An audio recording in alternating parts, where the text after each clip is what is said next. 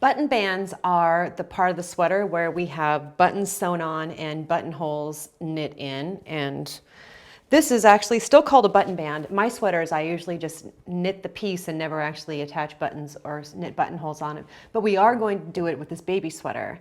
And the button band is two parts, one on each side. Like I said, one has the buttonhole and one has the button. And let me show you how this looks. Here we are with our sample, and you will of course have your sleeves finished by now, and I have already knit one side of the button band. Let me show you how this works before we get into why I have all of these little clip markers on there. For the right side of the sweater, I'm going to start at the right bottom with the right side facing and put my needle into the very, very corner stitch. And as you look at these corner stitches, you'll see that they are a series of V's all along the side. I'm going to pick up both legs of the V in the very, very corner stitch. And attaching a new yarn, I just wrap it and pull it through. And this part here on the ribbing is a little bit more difficult to see, but I'm going to go into the next stitch, wrap it and pull it through. Go into the next stitch, wrap it and pull it through. You can see how we're picking up stitches here. But let's talk about this for a minute. Our knitting is going this way for most of the sweater, and now suddenly we're going to start knitting this way. So we're attaching stitches, we're picking up stitches from the side of rows here like this, instead of continuing on like this. So the ratio of rows to stitches is not the same. Let's get back to my work here. So I picked up 1, 2, 3. Now I'm going to skip the next one and pick up the fourth. And that's what I mean in the pattern by picking up 3 stitches out of every 4. So 1, 2, 3, I skipped one. There's the 1, 2, 3, I skipped the fourth. 1, whoops, 2, 3, skip the fourth. 1, 2, 3, skip the fourth. And that will give us a button band that is flat with the rest of the work and matches up without bunching or without bunching or stretching. And this is unblocked, and it's already laying out really nicely. And once it's blocked, it'll even look better. So you're going to pick up stitches all the way across here and work in 2 by 2 rib. I've given you instructions in the pattern for both a boy's and a girl's sweater. They traditionally one button's on one side and the other button's on the other side. I don't even know the difference off the top of my head. I would have to look at the pattern. But I have it here that I'm going to attach the buttons to the left side of the sweater and have the buttonholes on the right side. So the first thing I did was knit the left button band so that I can look at it.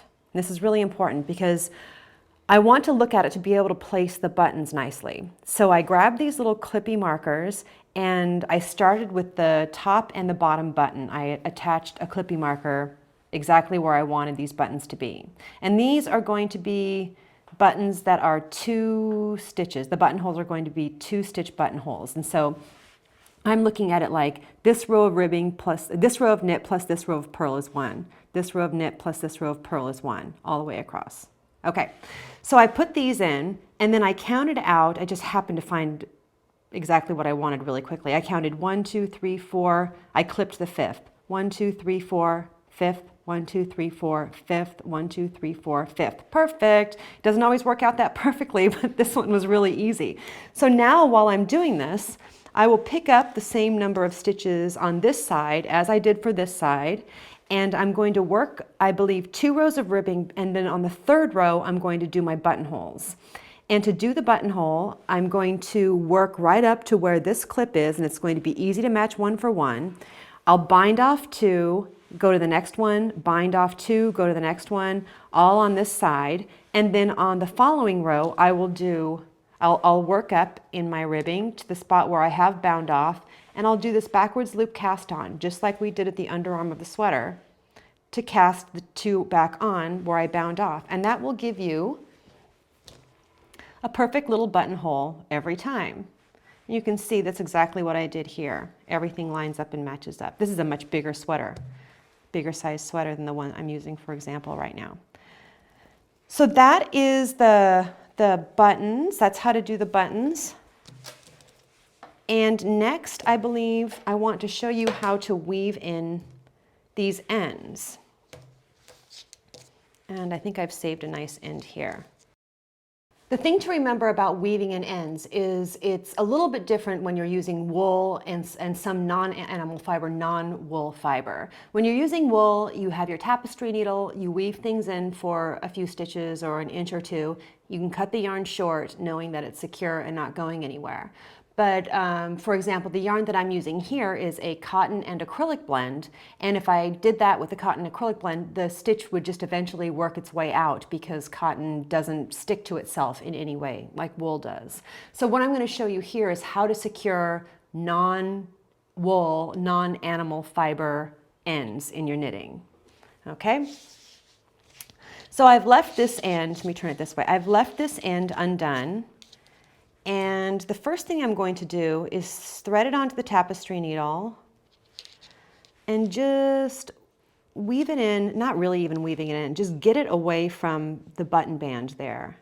And the reason I'm doing that is because there's enough bulk happening here, and I'm going to tie a little knot, and I don't want it right next to here. I want it to be a little bit further out from all this bulk. And a couple stitches down is fine. The next thing I do is I untwist the plies. And this is a four ply yarn. So I'm untwisting the plies and separating them 2 and 2, like that. I'm going to take 2 of the plies, thread them back onto the needle, and then just go in 1 more stitch anywhere so that the 2 halves of the plies aren't coming out of the same spot. One's coming out of here, one's coming out of here. Now I tie a tiny little knot. I can really tighten it up on the second half, and I'll check and nothing's pulling. That all looks fine. And now that I've tied this tiny little knot, it is safe for me to cut this really close to teeny tiny little ends, never going to get in the way. And here's another one that I did earlier.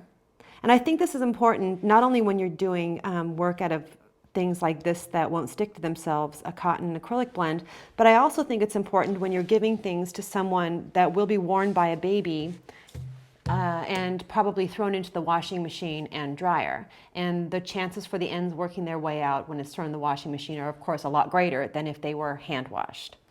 Anyway, that's the sweater lesson. Go knit the hat to match when you present it as a baby shower gift, and good luck.